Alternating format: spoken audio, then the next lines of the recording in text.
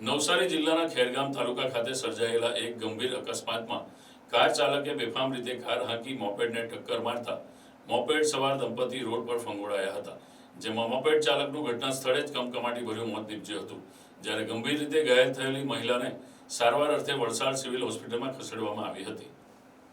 ખેરગામના સરસિયા ફળિયા ખાતે રહેતું પટેલ દંપતી બુધવારે સવારે મોપેડ પર ખેરગામ પાણીખડક તરફ રૂજવણી ગામ પાસેથી પસાર થતું હતું તે વેળાએ સામેથી પૂરપાટ ઝડપે રોંગ સાઈડે આવતી એક અલ્ટો કારે તેને જીવલેણ ટક્કર મારી હતી, જેમાં પતિનું ઘટના સ્થળે મોત નીપજ્યું હતું, જ્યારે પત્નીને ગંભીર ઈજાઓ સાથે વલસાડ ખાતેની હોસ્પિટલમાં લઈ જવાઈ હતી.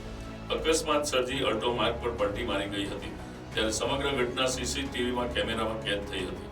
આ અંગે ખેરગામ પોલીસે અકસ્માત ગુનો નોંધી તપાસ હાથ ધરી હતી. જાણવા મળતી માહિતી મુજબ ખેરગામ ખાતે રહેતા નીતિન પટેલ તેમની ધર્મપત્ની રીટાબેન સાથે પોતાની સ્કૂટી મોપેડ ઉપર બુધવારના સવારે કામકાજ અર્થે નીકળ્યા હતા. તેઓ ખેરગામ પાણીખડક માર્ગ પર રૂજવણી ગામે દુકાન ફળિયામાંથી પસાર થતા હતા.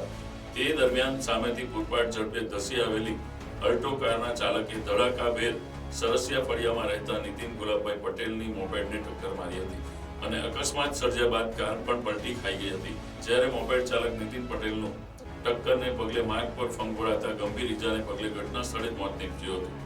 આ અકસ્માતમાં મોપેડના કુરચા ઉડી ગયા હતા, તો બીજી તરફ અકસ્માતનો ધડાકો સાંભળી લોકો મદદે ધસી આવ્યા હતા. મોપેડ પરથી ઉછળી માર્ગ પર પટકાયેલી રીટાબેનને ઈજાગ્રસ્ત હાલતમાં 108 એમ્બ્યુલન્સ મારફત સારવાર માટે લઈ જવાયા હતા. આ સમગ્ર મામલે મોપેડ સવાર દંપતીના ભત્રીજા ભરત રમણભાઈ પટેલે ખેરગામ પોલીસમાં અજાણ્યા અલ્ટો ચાલક સામે ગુનો નોંધાવ્યો હતો. ત્યારે આ બનાવ અંગે ખેરગામના મહિલા પીઆઈ પીડી ચૌધરીએ માર્ગ પરના સીસીટીવી ફૂટેજને આધારે વધુ તપાસ હાથ ધરી છે.